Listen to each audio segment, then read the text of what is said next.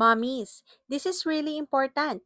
May product recall ang Nestle Philippines. So kung non-OptiPro or non-Kid OptiPro ang gatas ng baby nyo, better watch this video. Kahapon, nag-post ang NanKid Philippines official Facebook page ng Nestle ng isang advisory about voluntary product recall ng non-OptiPro and non-Kid OptiPro. Hindi ito para magpanik ha. According to Nestle, wala pa namang reported illness pero may possible quality issue sa isang ingredient kaya they decided to recall out of caution.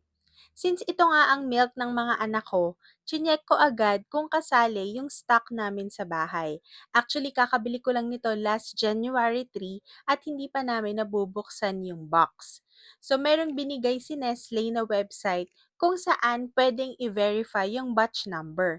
And unfortunately, nung chinek ko, affected nga yung current stock namin sa bahay. After that ay nag-message ako sa Facebook page nila at nag-send din ako ng email pero wala pa akong natatanggap na feedback. Siguro tambak na yung mga messages nila. Pero please, sana naman they will treat this with urgency kasi mga babies ang affected sa product recall na to.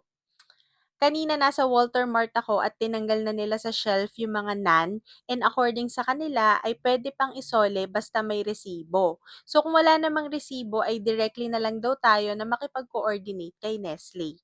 So yun lang, update ko kayo kapag nag-reply na sa akin si Nestle. And also, please share this video sa iba pang mommies kasi baka hindi pa nila alam yung product recall na to. Mas okay na na-aware tayo kaysa magsisi sa huli.